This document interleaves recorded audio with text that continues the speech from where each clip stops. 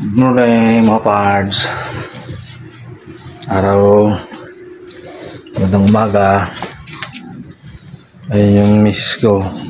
Iiwan niya na ako kasi pabalik na sa trabaho. Nagsasampay siya, nakabihis na.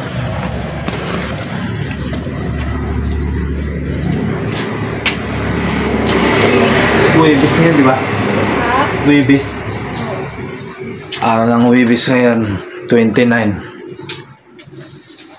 Ngayon ang ano niya, dalawang buwan. Simula nang nagpahinga siya 2 buwan, pabalik na ulit siya sa trabaho. Pabiyahin ulit siya ngayon pa Manila. Doon ulit siya mag-i-stay. Iiwan na naman ulit kami. Umpisa na naman ang trabaho niya eh.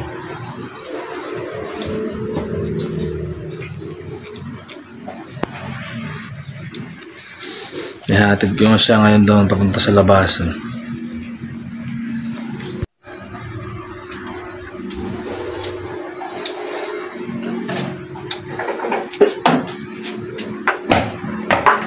Hinatak.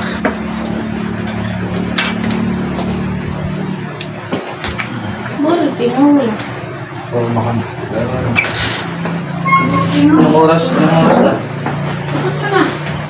Hatid na na. Ha? Dulong daw na?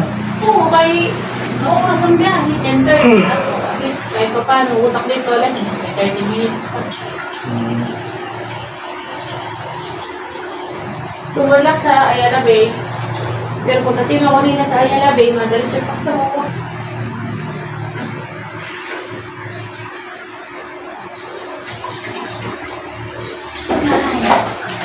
Hindi na kami naisip. Buti naman din siya nasa abutan. May na siya mga reklamo. Dulong daw na. Papalipat mo lang. Papalipat mo yan. Ito pa yun. Negative kong siya yan. Negative. Ay. Tara naman. Ito na. Sabi mo na. Nasaktin pa ba? Ilo naman natin. Pinis ko mo ko daw.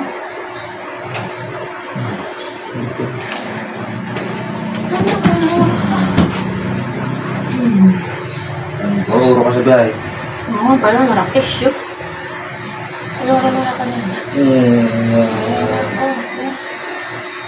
Kira ka naman ulit. Musta po? Sa kanla. Diyot mo. 40. Ba ba?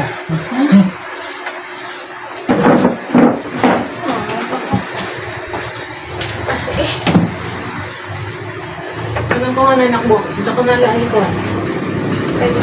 Parap naman. Ay, magkapay sa ilkit, diba?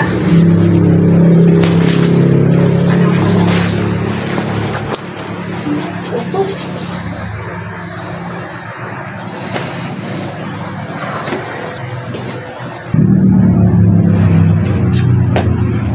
Manaatol ak sa kanya. Pababa niya. Butang ko pa itong pag-uuli ko ah. Eh, mawala din. Tara. Back to work, si Mrs.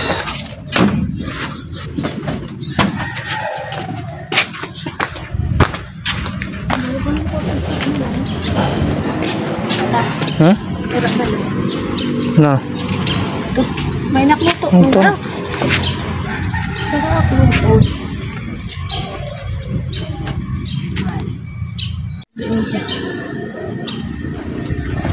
Yeah.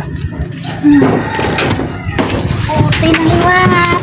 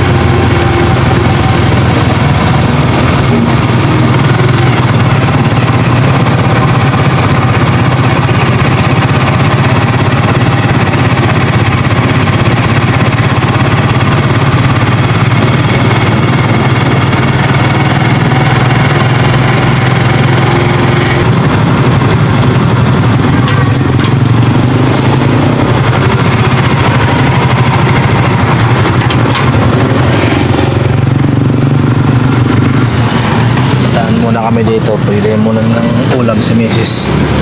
Nabaon niya. Bili ng ulam ng mga luto na. Tig 70 yung ulam dito. 60-70.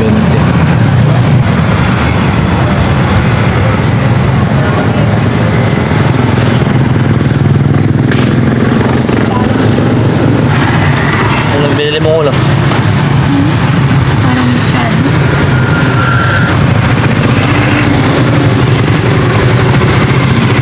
Kaya ulamin na bilhin ko sa marami.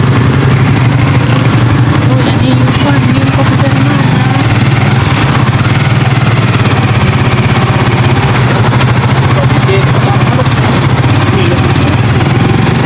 Sabi, ang wala pala doon sa loob. Yung 174. Ay, doon yan. 174 ba? Dami. May pasinayan. 160 yun.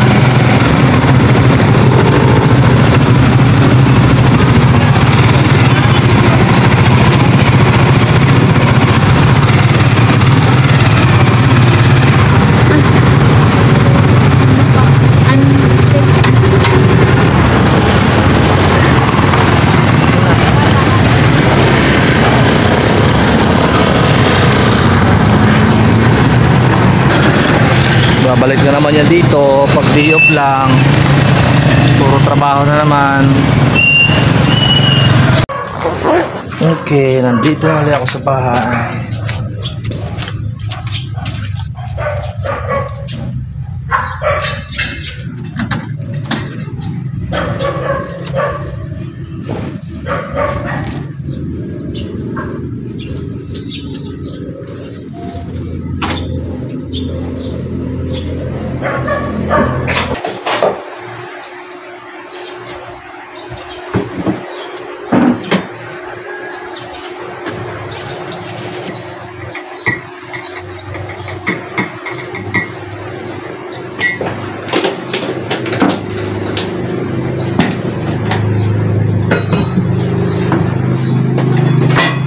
Susunod na hakbang sa likod ng mainit na balitang ito.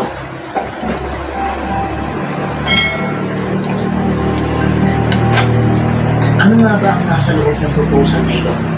Hindi ito basta sulat lang na may pirma.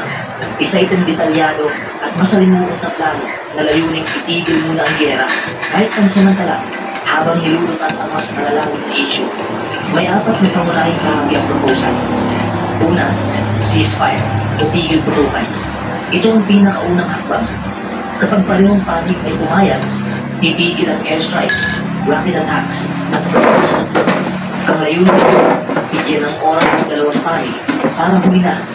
Kung tutuloy ang ceasefire, kahit 1 linggo lang, napakalaking ginhawa ito para sa mga taong walang kasalanan, lalo na ang mga Kung ibilang ang buhay at walang hanggang isa, walang simula at walang katapusan.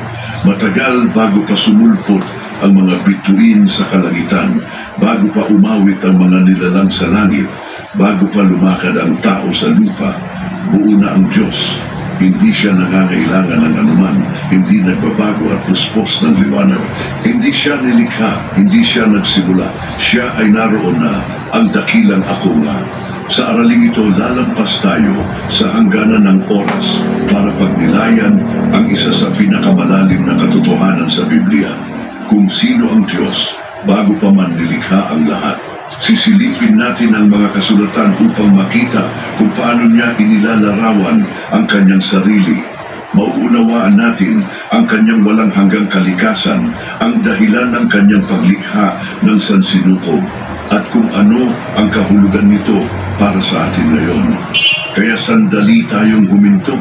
Hindi lang ito tungkol sa mga paniniwala o ideya, ito ang ugat ng lahat. Kapag naunawaan natin kung sino ang umiral bago ang lahat, mas nauunawaan natin kung bakit tayo naririto at kung saan tayo patungo. Halina't magsimula tayo. Uumpisa natin sa pinakamakapangyarihang katotohanan sa Biblia. Ang Diyos ay walang simula.